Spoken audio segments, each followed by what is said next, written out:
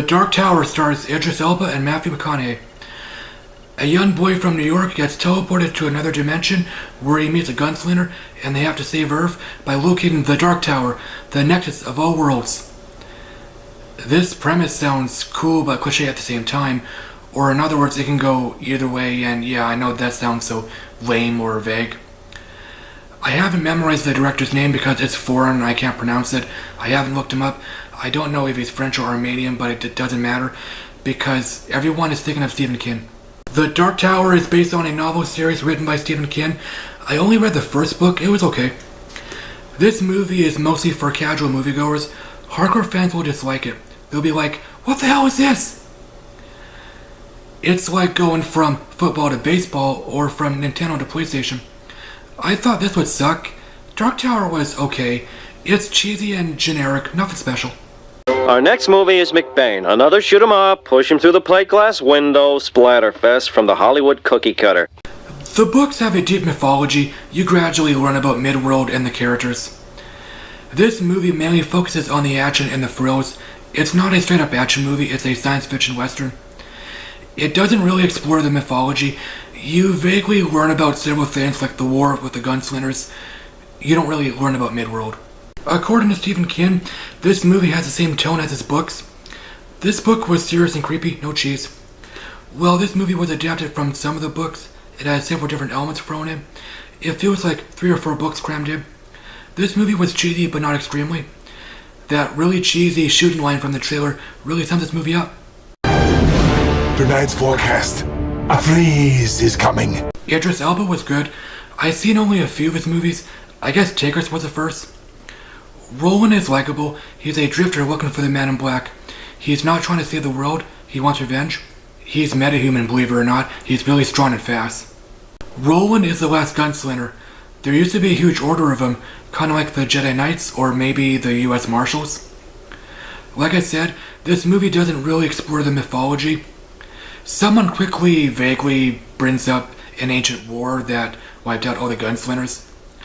You don't really know much about Roland.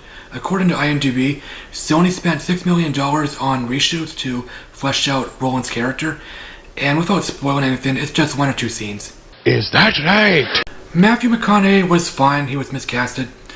You can tell he was having a blast. I'm sure some feel he can't play villains. I feel he can play charming villains. Walter, the Man in Black, was a generic villain. He wants to take over the world because he wants to. Walter is a ruthless sorcerer. He kills people for no reason.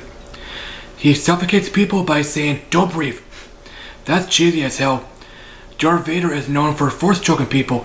Can you imagine him saying, "Don't breathe"? I want to ask you a bunch of questions, and I want to have them answered immediately. Tom Taylor was good. He has a lot of range. In fact, he has a crying scene. Jake is the main character, the audience surrogate, which probably cheesed off some people. Jake is an angry, scared kid who's receiving visions of Midworld, and of course everyone thinks he's crazy. He has good chemistry with Roland. They have a nice father-son relationship. The action scenes were cool and cheesy. I was honestly reminded of The Matrix and Dragon Ball Z. Like I said, Roland is metahuman or superhuman. There's no shaky cam, thank goodness. The editing was mostly fine. During the climax, the editing got really fast for 10 seconds. This movie has some Stephen King Easter eggs. I'm not a Stephen King fan. This universe has both magic and psychic powers, which may sound silly to some.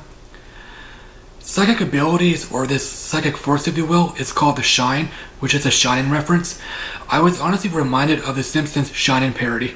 You've got the shinin'. You mean shining. Shh, you wanna get sued? We're in the shared universe age now. Sony is definitely trying to create a Dark Tower shared universe. They're planning a TV show for next year.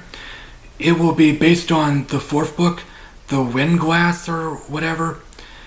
It will focus on Roland's past. However, Idris Elba and Tom Taylor will reprise their roles.